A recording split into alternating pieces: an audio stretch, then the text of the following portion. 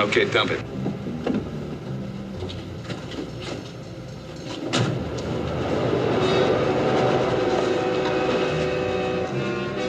You're traveling to another dimension. Your next stop, the Twilight Zone.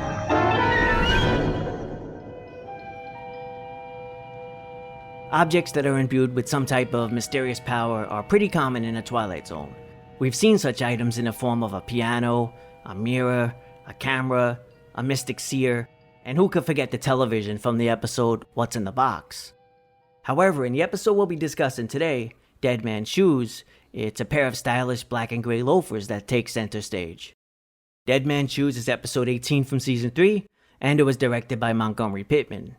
As for the writing, well, the episode was credited to Charles Beaumont, but as noted by Mark Scott Zickery in the Twilight Zone Companion, at the time, Beaumont was overworked with other assignments, so the writing chores were actually handed off to O.C. Rich, who remained uncredited. But the fact that this story was completed by someone else was just the tip of the iceberg. Dead Man's Shoes never exactly had a smooth production process.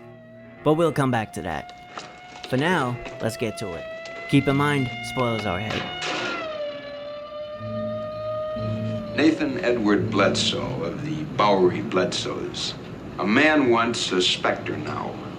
One of those myriad modern-day ghosts that haunt the reeky nights of the city in search of a flop, a handout, a glass of forgetfulness.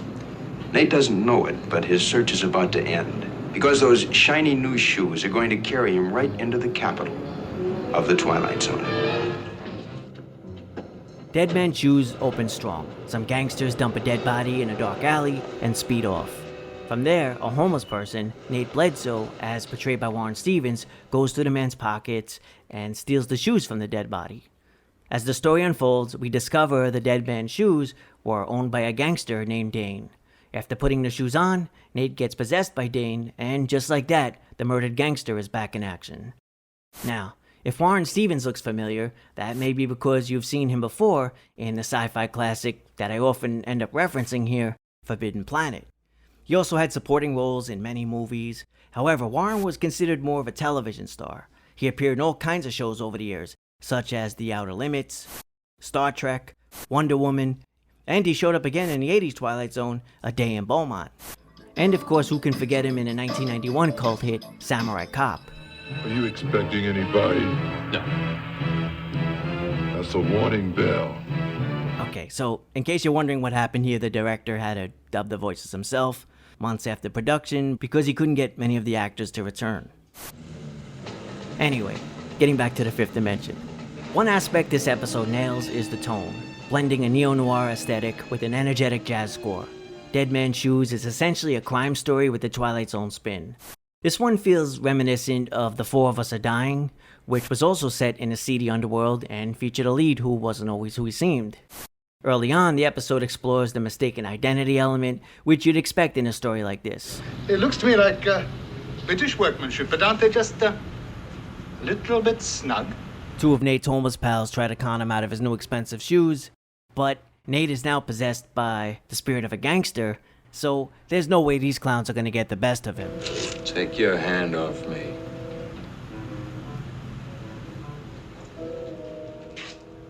Eventually, Dane returns home, and I actually love the looks that he gets from the residents of this upscale building as he enters while in the body of a homeless person. Unfortunately, it's around this midpoint that the episode seems to lose focus. On a first viewing, we may assume that since Dane is a recently killed gangster with the second chance, he'll probably seek revenge. That is where this episode goes, but in the time leading up to Dane's attempted revenge, we don't really get a sense of what he's up to. Who are you? What do you want? He reunites with his girlfriend Wilma, as played by Joel Marshall, but he doesn't explain to her what's happened or even make up a story. So she's just left in the dark, peeking in from the background and trying to figure out what the hell is going on. Dane's character is presented somewhat differently than some of the other leads in Twilight Zone. In episodes such as Walking Distance and Where Is Everybody, we get moments where the characters talk to themselves or have an internal dialogue. This helps convey what they're thinking and their plans. Dane, however, is a pretty quiet guy. There's no internal dialogue and he just doesn't talk very much. You know, if he comes back and finds you here, he'll kill you. Mister, don't you hear me? He'll kill you. The thing is, this lack of exposition is something that actually does work at times, adding mystery and tension to certain scenes. As Dane cleans up, things get interesting. After he removes his shoes, he reverts back to Nate and is soon confronted by Dane's girlfriend. All right, mister. Where's Dane? Dane. This scene establishes that no matter what, Dane needs to keep those shoes on to remain in control. Soon enough, he does put the shoes back on, instantly turns back into Dane, and we get a slick moment in which he calls Wilma's bluff and takes the gun away from her. I thought I told you to mix me a drink. However, we also learn that no matter what form he's in, Dane treats his girlfriend like dirt. At one point, he threatens to break her arm, and later he even hits her. Now look, I have some unfinished business. After we get a clearer idea of who Dane truly is, this becomes a story more about a shady character who we can guess may be in line for comeuppance. With that said, Dane eventually goes to a local nightclub to confront the guy who had him whacked. These final scenes are easily the highlight of the episode. Dane antagonizes his rivals by showing off his stylish shoes, and he even goes as far as to order Dane's signature drink. Tequila with a cube of sugar. Dane's ex-partner, Bernie Daggett, is portrayed by character actor Richard Devon, who does very well here. This guy seems dangerous, and he reminds me a little of Sollozzo from The Godfather. I'm not that clever. Once Dane has the attention of the group, they call him over to find out what he's up to. Dane claims he has a private message for Daggett. Alone in Daggett's office, we get some backstory and find out Dane was indeed betrayed by Daggett. The rug. I understand blood's very hard to get out, isn't it? However, just when you think Dane has the upper hand, we get a twist. Dane pulls out his hidden gun and manages to kill one of Daggett's men, but he makes the mistake of gloating and ends up being taken out by a second shooter. We then get some ominous final words from Dane. I'll be back, Bernie. And I'll keep coming back. Again and again. I actually really enjoyed this ending. It's a clever note to go out on. Plus, there's a great payoff, because after the body is dumped in the same alley, one of the homeless men from earlier who was eyeing up those shoes finds Dane's body. Oh, my dear Nathan, you really are smashed, aren't you? He takes his shoes, and we can assume the cycle will continue. But I'd also guess next time around Dane probably won't waste as much time. And when you come back, you come out blasting. There's an old saying that goes, if the shoe fits, wear it. But be careful. If you happen to find a pair of size 9 black and gray loafers made to order in the old country, be very careful. You might walk right into the Twilight Zone. So, there we have it, Dead Man's Shoes. I mentioned earlier that this episode didn't have a smooth production, so what exactly happened here behind the scenes? Well, according to Unlocking the Door to a Television Classic, this one had a bumpy road before it hit the screen. Long before O.C. Rich completed the final teleplay, the original plot synopsis, submitted by Charles Beaumont, was called Venus in the Garage. It was later retitled Down to Earth, and eventually The Reluctant Genius.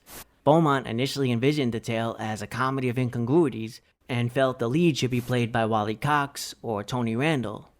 Now, the magic object in question was originally going to be a cowboy hat, and the episode was slated to be directed by Buzz Kulik.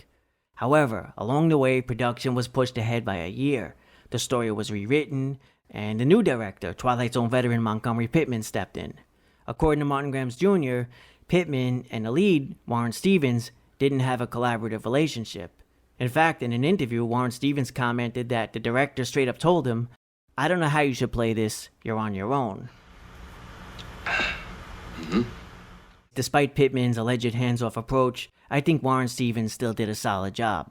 Early on, there's a great reaction shot where he catches a glimpse of his reflection and realizes he's in the body of someone else. Later, as he removes the shoes, he slips between two distinctly different personas very well. He goes from being a cold gangster to a meek and confused homeless person, then right back again. It's surprisingly convincing. Who am I, baby?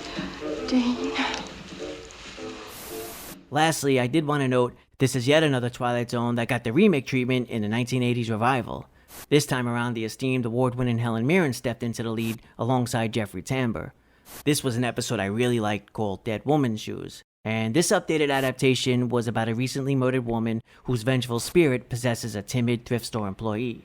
And I should also mention, in the 2002 Twilight Zone revival, there was an episode called Dead Man's Eyes, which starred Portia de Rossi. But, aside from the similar episode title, it's actually pretty much its own unique story. In any case, between the two episodes, we got two Arrested Development stars. And that's always a good thing in my book. It is obvious I'm not wearing a bra, right? I can't take this anymore. With behind-the-scenes issues and course corrections, it's no wonder this episode probably falls more into being an average Twilight Zone. That said, I still like the overall concept of a flawed man given a second chance, but using it for vengeance. And I'll keep coming back. Again and again. So help me, I'll get you. I think if you're a fan of gangster movies and Twilight Zone, then this crime drama with the fifth dimension twist might be up your alley. Just be careful not to trip over any dead bodies lying around. I'd rate Dead Man's Shoes 3 out of 5 tequilas with a lump of sugar. That's it for me. If you've seen Dead Man's Shoes, or even the remake, and have your own thoughts, feel free to drop a comment below. And don't forget, if you enjoyed this, hit like, hit sub, and hit that notification bell. And I'll see you next time in the fifth dimension. Later. Who could shoot us in a mafia boss's house? One of his own men.